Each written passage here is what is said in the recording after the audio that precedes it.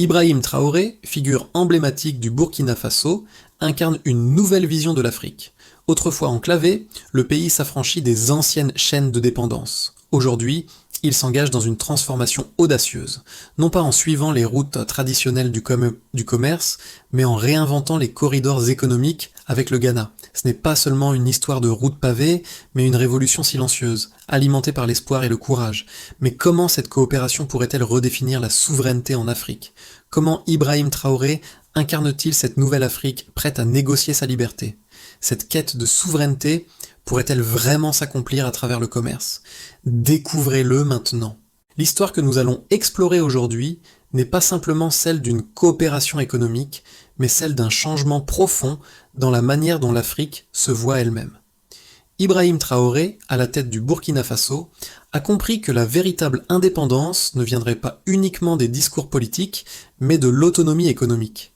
En partenariat avec le Ghana, le Burkina Faso redéfinit son rôle sur la scène mondiale. Les deux pays ne cherchent pas seulement à améliorer leur commerce bilatéral, mais à bâtir des ponts durables vers un avenir commun. Ce n'est pas une question de survie, mais de prospérité partagée. Grâce à cette coopération, des millions de personnes, non seulement au Burkina Faso et au Ghana, mais dans toute l'Afrique de l'Ouest, pourraient voir leur avenir transformé. Cependant, ce projet ambitieux comporte des risques. Les défis géopolitiques, les tensions sécuritaires et la complexité des infrastructures devront être surmontés. Mais l'enjeu est clair, créer une nouvelle ère de souveraineté, où l'Afrique n'est plus un simple destinataire d'aide, mais un acteur clé de son propre développement. La route entre le Ghana et le Burkina Faso, autrefois symbole d'isolement, devient aujourd'hui un corridor de prospérité. À l'origine, cette voie n'était qu'un lien fragile entre deux nations, un passage de matières premières sans valeur ajoutée.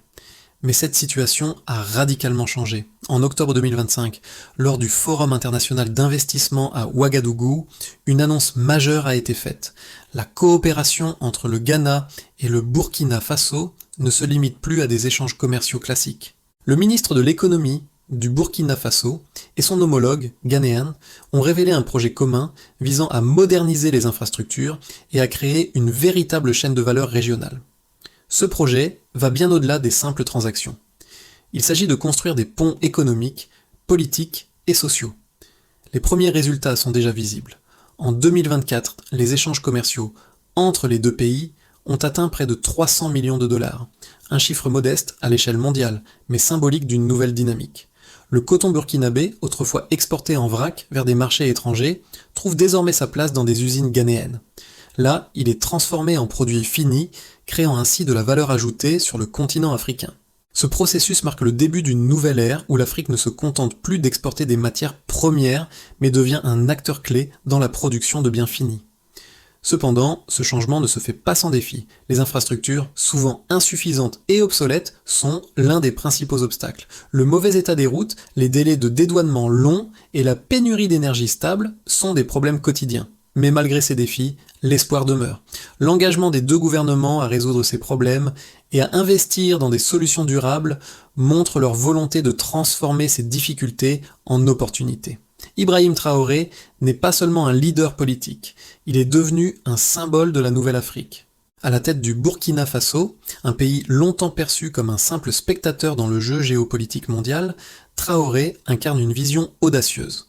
L'Afrique ne doit plus mendier sa liberté, elle doit la construire. Cette conviction a façonné sa politique intérieure et étrangère, notamment son approche envers le Ghana. Sous sa direction, le Burkina Faso a abandonné les anciennes pratiques de dépendance à l'aide internationale, choisissant plutôt de forger des partenariats sur la base de l'échange et de la production mutuelle.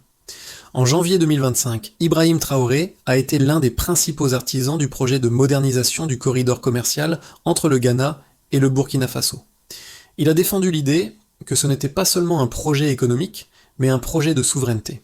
Cette vision a eu un impact immédiat. En quelques mois, des accords ont été signés pour améliorer les infrastructures essentielles, notamment les routes, les installations de stockage et l'interconnexion énergétique.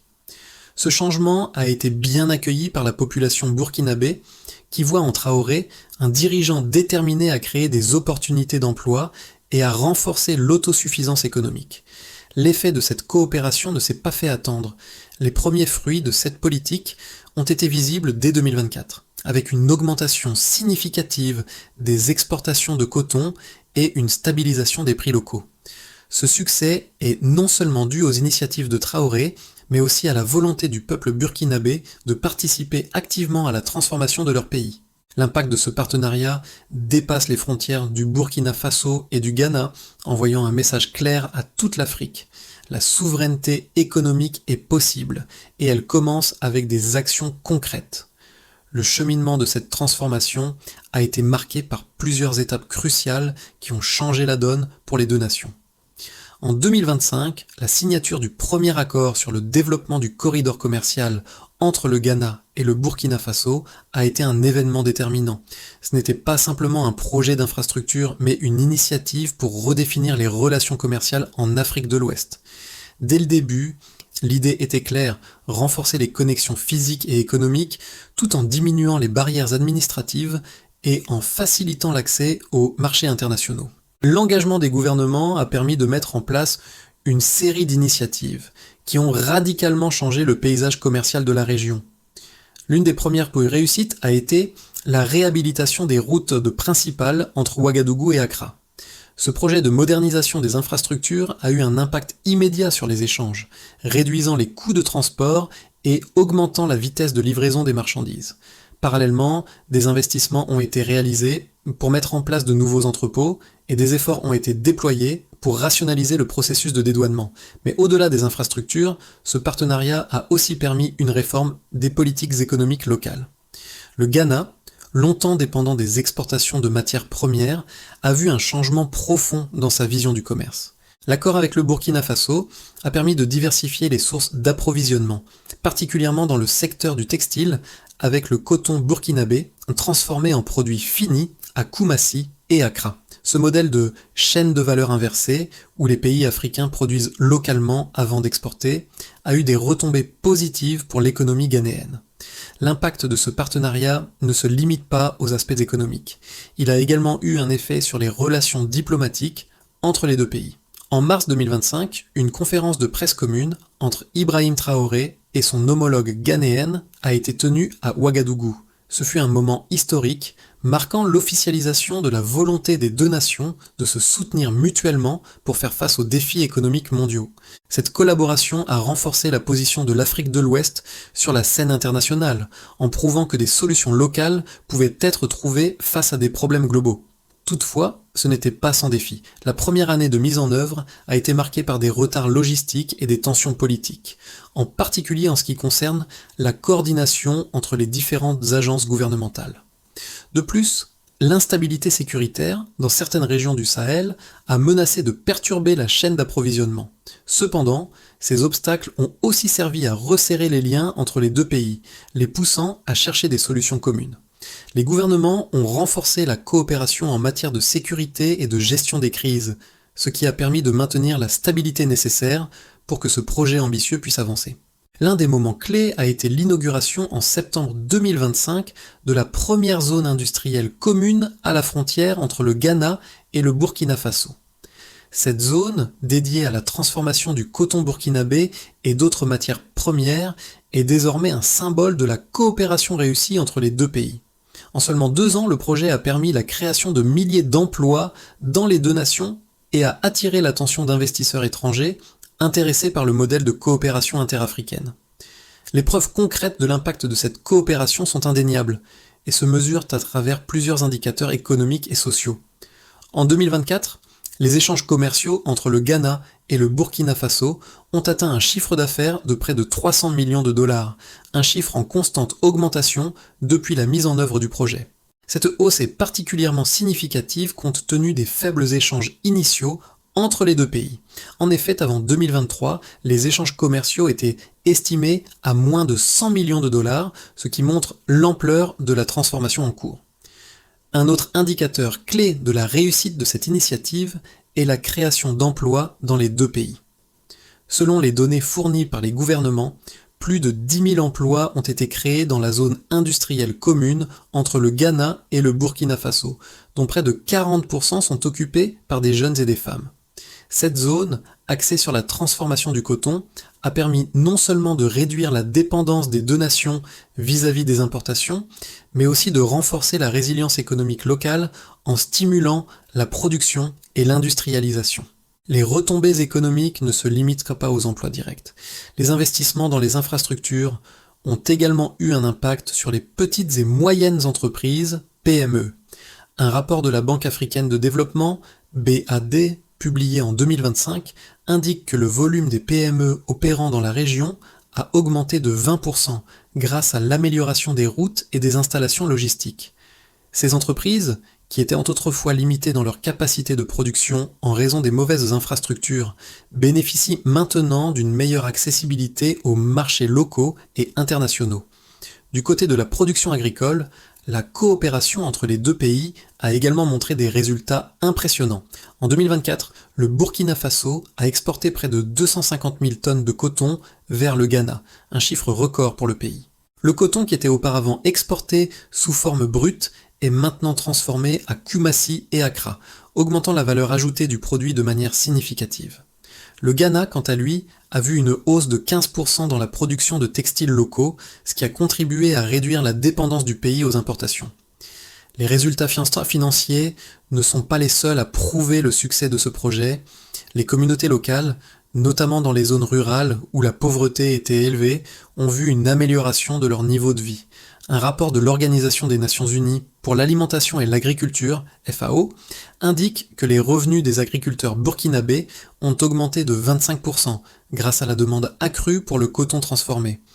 Les gains ont permis d'améliorer l'accès à l'éducation et aux soins de santé pour les familles rurales. En termes d'infrastructure, la réhabilitation des routes entre Ouagadougou et Accra a permis de réduire le temps de transport de 30%. Cela a eu un effet direct sur la réduction des coûts de livraison et sur l'augmentation de la compétitivité des produits fabriqués dans la région. En 2025, les délais de dédouanement ont été réduits de 40% grâce à la modernisation des systèmes administratifs et à l'introduction de technologies numériques pour le suivi des marchandises. Ces chiffres ne sont qu'une partie de l'histoire, mais ils illustrent clairement le potentiel de cette coopération pour transformer la région et offrir un modèle viable de développement économique en Afrique. La question qui se pose désormais est de savoir si ce modèle pourra être reproduit ailleurs sur le continent. Les résultats obtenus jusqu'à présent offrent une réponse optimiste. Lorsque l'on évalue les résultats de la coopération entre le Ghana et le Burkina Faso, il est crucial de considérer les arguments favorables à ce modèle de partenariat interafricain.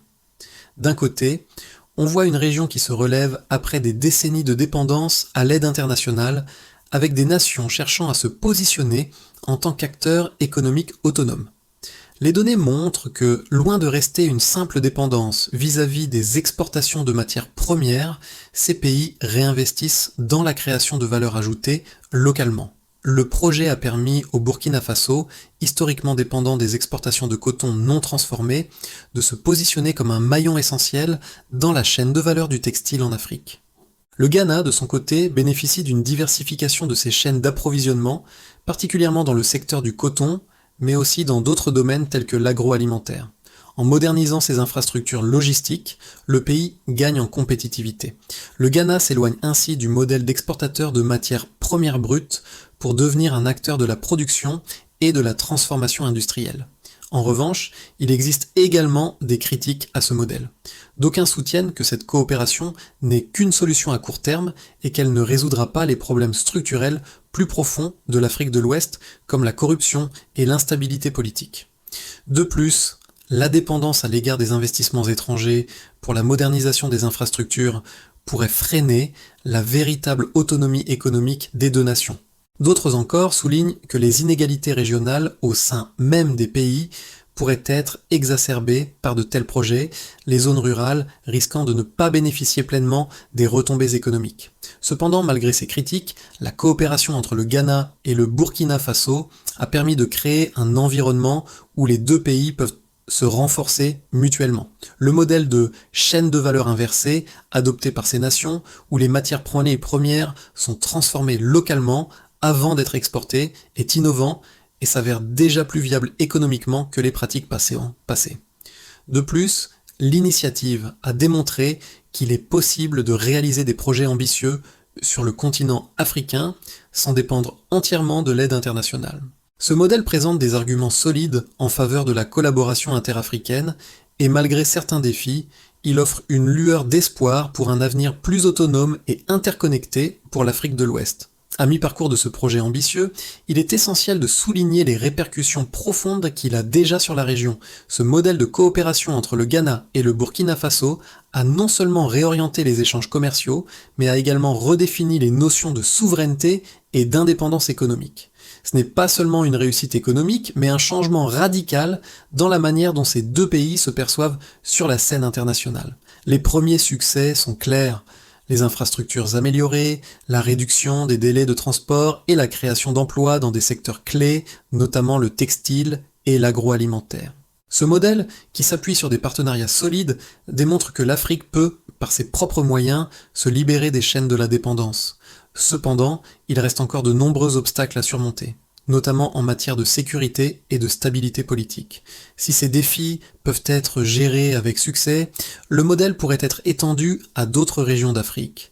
Le plus grand changement réside dans la manière dont le continent perçoit ses possibilités. L'Afrique de l'Ouest pourrait-elle devenir un exemple mondial de souveraineté économique durable ? Cette question reste ouverte, mais les progrès réalisés sont indéniables. Les conséquences réelles de la coopération entre le Ghana et le Burkina Faso commencent à se faire sentir non seulement au niveau économique, mais aussi dans la vie quotidienne des citoyens.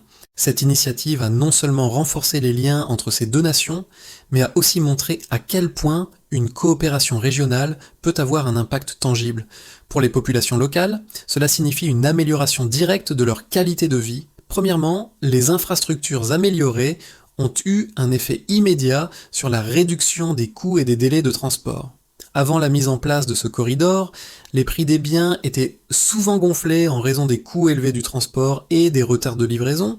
Avec l'amélioration des routes et l'introduction de nouveaux entrepôts, les coûts ont diminué de manière significative, rendant les produits locaux plus accessibles et compétitifs. Cela a également permis une meilleure gestion des stocks, réduisant ainsi les pénuries de produits essentiels. En ce qui concerne le secteur de l'emploi, les résultats sont également positifs. Plus de 10 000 emplois ont été créés dans la zone industrielle commune, dont 40% sont occupés par des femmes et des jeunes.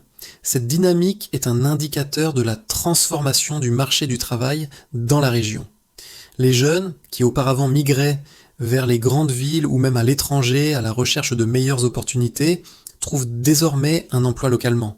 Les femmes, en particulier, bénéficient d'une plus grande inclusion dans l'économie grâce à des formations spécifiques et des initiatives de microfinance mises en place pour les soutenir. Le secteur agricole, qui joue un rôle crucial dans les économies des deux pays, a également connu des changements notables. Les agriculteurs burkinabés, autrefois contraints de vendre leur coton brut, bénéficient maintenant d'un marché local pour leurs produits transformés. En 2024, le Burkina Faso a exporté 250 000 tonnes de coton vers le Ghana, qui a ensuite transformé ce coton en textile.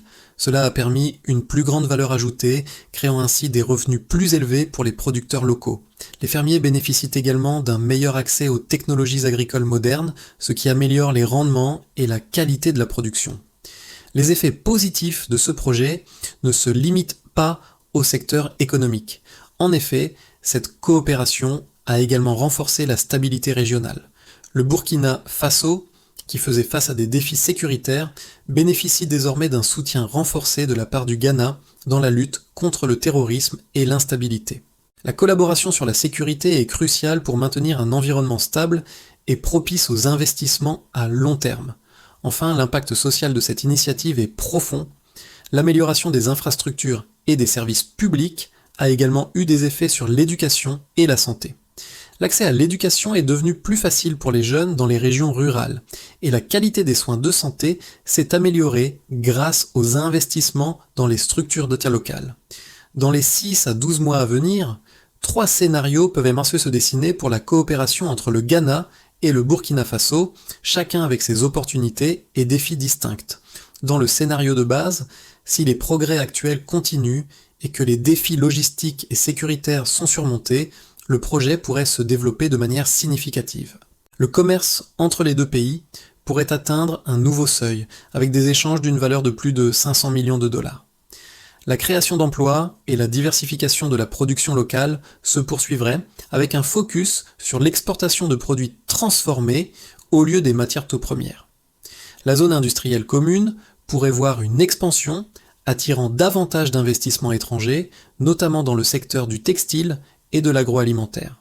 Ce scénario conduirait à une meilleure résilience économique et à une intégration plus profonde des deux pays dans les chaînes de valeur régionales.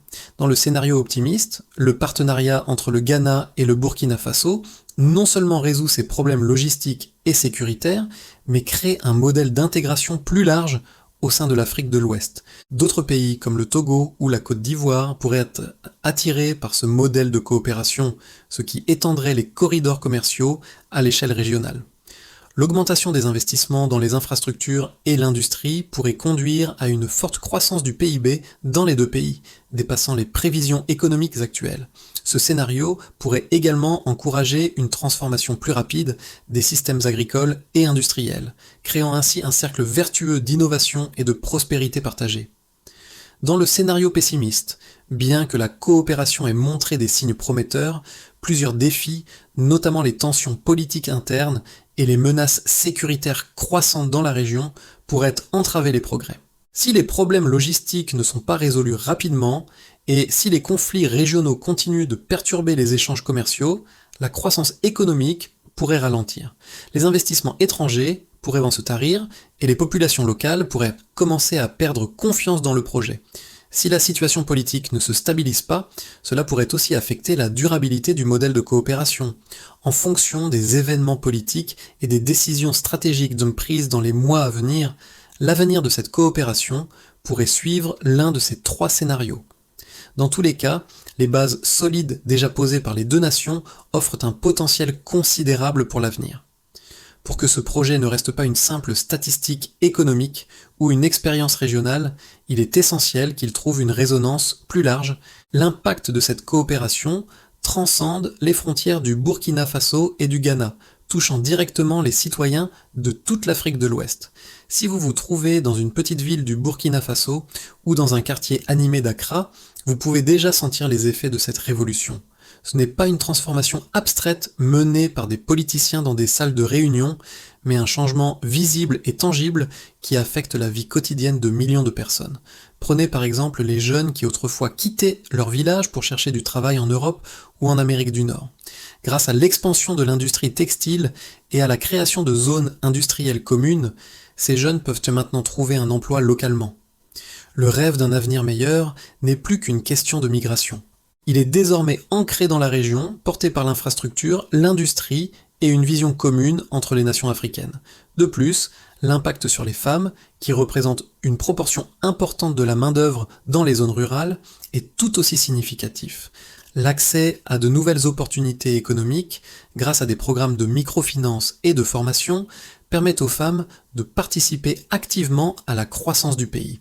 Cela représente un tournant important dans une région où les inégalités de genre ont souvent freiné le potentiel de développement.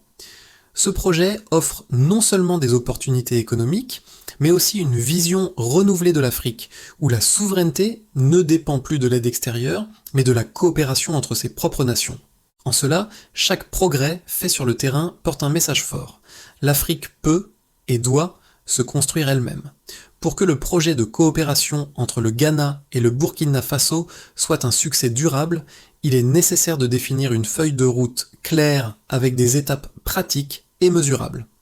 La première étape consiste à renforcer davantage les infrastructures existantes, notamment en poursuivant la réhabilitation des routes et en modernisant les ports secs le long du corridor.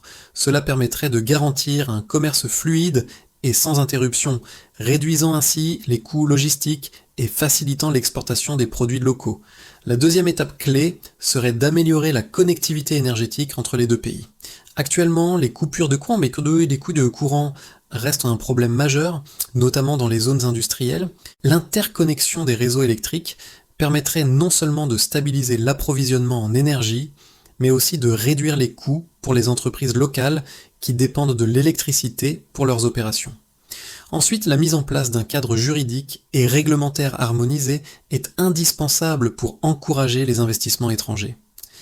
La création d'un environnement d'affaires stable et prévisible, avec des réglementations favorables aux entreprises, aidera à attirer davantage de capitaux étrangers et à faciliter les échanges commerciaux. Cela inclut la simplification des procédures douanières et la réduction des obstacles administratifs. La quatrième étape devrait viser l'expansion des zones industrielles communes avec un focus particulier sur les secteurs stratégiques comme l'agroalimentaire et le textile. Cela renforcerait l'intégration régionale et favoriserait la création de chaînes de valeur locales. Une fois ces bases posées, il serait crucial d'investir dans des programmes de formation pour la main-d'œuvre locale, en particulier dans les domaines technologiques et industriels. Enfin, les deux pays devraient travailler à renforcer leur coopération en matière de sécurité, en particulier pour protéger les infrastructures critiques contre les menaces régionales. Cela garantirait la stabilité nécessaire pour que les projets puissent prospérer. Ibrahim Traoré a toujours prôné une vision de l'Afrique où la dignité ne se mendie pas, mais se construit. Ces mots résonnent à travers chaque transaction, chaque kilomètre de route, chaque nouvelle usine. La transformation entre le Ghana et le Burkina Faso ne se limite pas à des accords commerciaux ou à la création d'infrastructures. Elle incarne une nouvelle approche de la souveraineté, une qui repose sur la capacité des Africains à produire, échanger et croître ensemble. L'histoire que nous avons suivie montre comment un leader, guidé par la conviction et le courage, peut influencer non seulement son pays, mais toute une région. Mais ce projet est loin d'être terminé. Comme l'a dit Traoré, la souveraineté ne se construit pas en un jour. Le chemin est semé d'embûches et chaque étape franchie est une victoire collective. Ce corridor commercial n'est pas qu'une route entre le Ghana et le Burkina Faso, c'est un symbole de ce que l'Afrique peut accomplir quand ces nations collaborent, s'investissent et se soutiennent mutuellement. Ce qui a commencé comme une ambition est désormais une réalité qui transforme les vies. Et alors que les camions continuent de parcourir ce corridor, ils portent bien plus que des marchandises. Ils portent l'espoir d'un avenir africain plus libre et plus prospère. Un avenir où la dignité, comme le commerce, se multiplie lorsqu'elle est partagée. L'Afrique de l'Ouest, avec ses nouvelles routes, ses nouvelles alliances et ses aspirations renouvelées, offre un modèle de résilience et de progrès qui mérite d'être partagé. Le partenariat entre le Ghana et le Burkina Faso n'est pas simplement une réussite régionale, mais un exemple pour tout le continent. Un exemple de ce qui peut se produire lorsque des nations africaines choisissent de prendre leur avenir en main et de collaborer pour créer des solutions durables. Nous sommes à un tournant historique. Alors que ces deux pays continuent de construire leur souveraineté économique, d'autres nations pourraient bien suivre leur exemple. Le développement n'est pas un miracle, c'est une construction patiente, faite de décisions concrètes, d'efforts collectifs et de visions partagées. Vous pouvez être témoin de ce changement en vous intéressant de près à l'évolution de ce corridor commercial et en vous engageant dans le débat sur l'avenir de l'Afrique. Partagez cette histoire et surtout participez à cette conversation. Parce qu'au fond, chaque acte de coopération, chaque partenariat noué est une étape vers un avenir où l'Afrique écrit sa propre histoire.